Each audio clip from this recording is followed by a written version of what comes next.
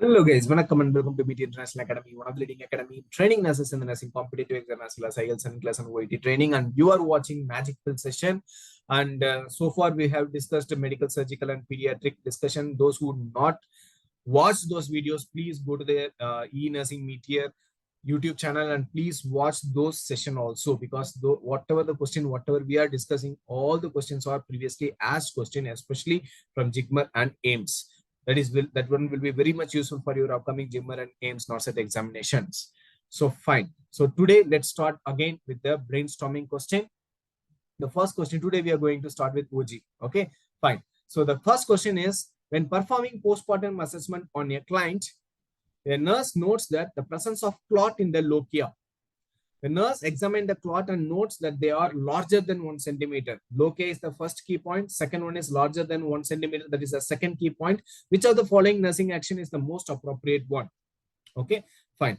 So they have given 4 options. What are all they? Let's see. Document the finding, notify to the physician, reassess the client in 2 hours, encourage increased oral intake of fluid. So these are all the 4 options they have given here. Among these, the right one is option B, that is notify to the physician.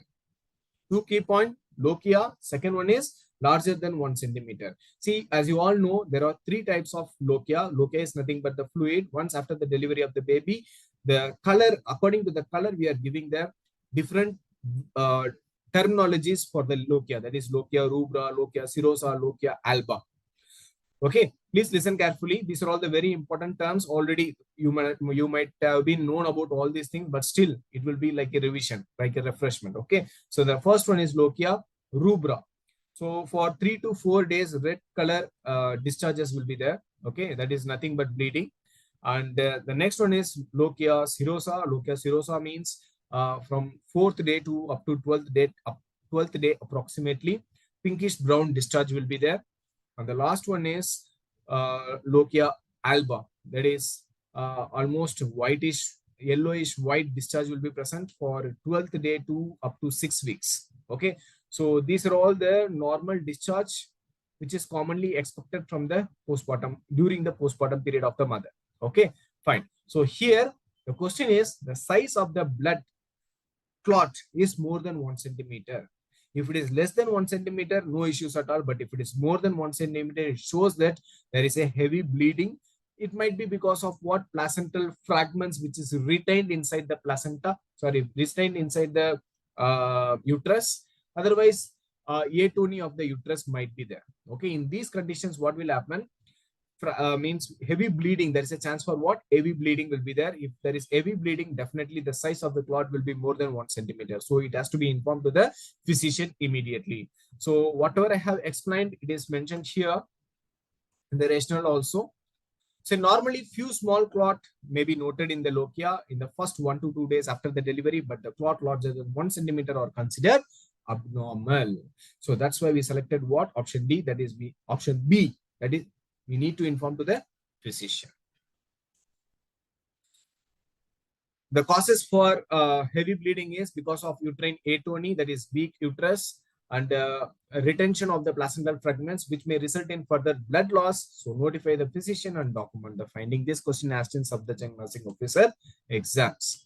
Okay, the next one is Fothergill operation is done for. Direct question, guys.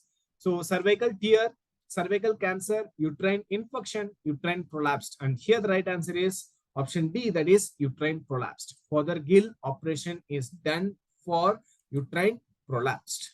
Okay, fine.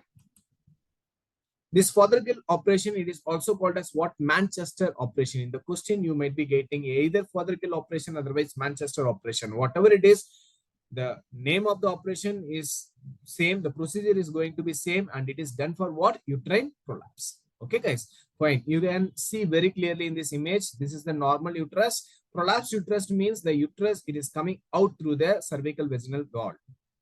Okay, fine. So this question is asked in AIMS nursing officer exams. That is AIMS NORCET exam. The next direct question is, which progesterone helps in cervical ripening? Direct question, guys. Okay, so progesterone which is help in cervical ripening. There are different types of progesterone. Among that, which is helping in cervical ripening. 4 options they have given here. Progesterone 1, progesterone 2, that is PGE1, PGE2, PGF2, PGI2. So these are all the different types of progesterones. Okay. So among these, the right answer is option B, that is PGE2. Okay. So what is that? Why we selected this option? Let's see the rationale behind this. Two types of progesterones. Example, PGE2. It is used for cervical ripening. That's why we selected this option. Okay. PGE2 is used for cervical ripening, and PGF2, it is used for what? Uterine stimulation, uterine contraction. Okay, guys. So both are having what? Oxytoxic effect. That is oxytocin effect. Okay, fine. The next one is, the client is in the late active stage of labor. Suddenly, she tells the nurse she feels weak and dizzy. Okay, so the nurse notes drop in the maternal BP and late deceleration of the fetal heart rate. The initial action the nurse should be. So here in this question, late active stage of labor is the first key point. Second one is, suddenly the nurse is feeling, nurse is getting the information that the patient is feeling weakness and dizziness is present. BP is also dropping. Fetal heart rate is also decreasing. Late deceleration means decreasing in the fetal heart rate. Okay, fine. So all these points are the key points. So here, what are all the options they have given here? Increase the IV drip rate and notify the provider, turn the client on site and administer oxygen, assess for the cord prolapse, prepare for immediate delivery. So these are all the options they have mentioned here. So here the mother is dropping the BP. So the first key point will make you to think about what? Any guessings? Supine hypotensive syndrome. Okay, whenever the mother, that is a pregnant mother, she is complaining of decreasing in the BP and dizziness, immediately you have to think about what? Supine hypotensive syndrome. Whenever you are suspecting supine hypotensive syndrome, immediately make the patient or make the mother to lie down in the left lateral position. Supine hypotensive syndrome means there is a compression over the inferior vena cava. So the blood flow to the vital organ is going to be decreased. It will cause what? Dizziness and decrease in the BP. So that condition is called as what? Supine hypotensive syndrome. And for that, what we supposed to do? We have to turn the client to one side. Otherwise, to left lateral position, we can change the position of the patient. Okay, fine. So the next question, this question asked in GMCH nursing officer exams. Okay. The next question is, Skulls method and Matthew Decken method describes. Direct question, guys. Today, all the questions are direct questions only, mostly. Method of detachment of placenta, delivery of the presenting part, way to monitor fetal heart rate, presentation of fetus. 4 options they have given here. Among these, the right one is method of detachment of placenta. Whether the placenta is detaching from the center or the placenta is detaching from the periphery. So that methods are explained very clearly by the Skulls method and Matthew Decken method. Okay, so that is what they have mentioned here. You can see in the rationale. Skulls method, that is the placenta, he said that this method says that placenta separates from the center, whereas Matthew Decken method, it says that placenta separates from the margin. So this is the brief difference between the Skulls method and Matthew Decken method, guys. Okay, fine. This question asked in ESI. So thank you very much, guys. Hope today we have discussed a few important OG previously asked questions, along with the rational key points, golden points.